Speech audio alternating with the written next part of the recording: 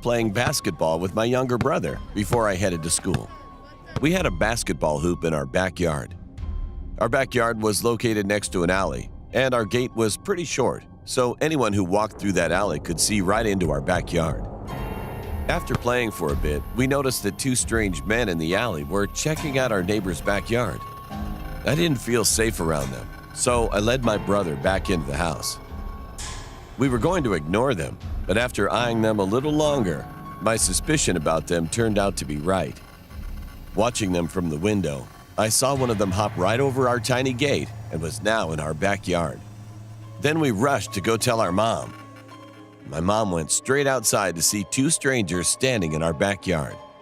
She yelled at them angrily and told them to go away. She called 911. But they ignored her and didn't leave. One of the men just stared at us.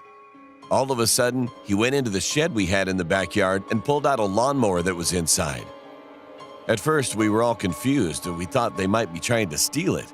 Then my sister started to record the incident, thinking it might scare them, make them run away. But it didn't work. My mom called 911, and the men weren't saying anything to us. But one of them seemed to have changed his mind and was trying to convince the other man that they should just leave. Then the man who pulled the lawnmower out of the shed turned the lawnmower on. We were totally confused at that moment. A random stranger just comes into our backyard and completely ignores everything we say to him. Why would he go into our shed, pull out a lawnmower, and turn it on? I mean, it doesn't make any sense.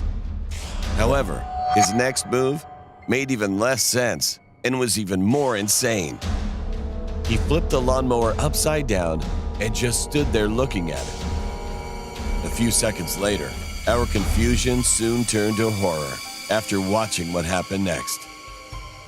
He dived headfirst into the spinning blade of the lawnmower, which cut his neck wide open and ended his life. All this happened in the blink of an eye. My mom screamed at the top of her lungs, which frightened the 911 operator. I couldn't believe what I just saw. I was only 11 years old at the time, but it must have been even harder for my younger siblings to watch that happen.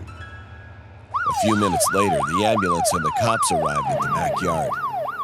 The police came by to ask a few questions, but the video my sister took had the whole incident on video, so the cops knew the story was legit. I couldn't help but feel bad for the other man that was with him. When the incident happened, he screamed too, started crying, and begged us to call for help, but it was already too late. I didn't go to school that day because I was in shock. After that, I couldn't sleep at all. I had nightmares for a while. I wished we'd never saw that and wondered what happened to that man to make him want to end his life. I also couldn't stop thinking about our lawnmower. It was old and worn out. You needed to pull the cord multiple times, and with some luck,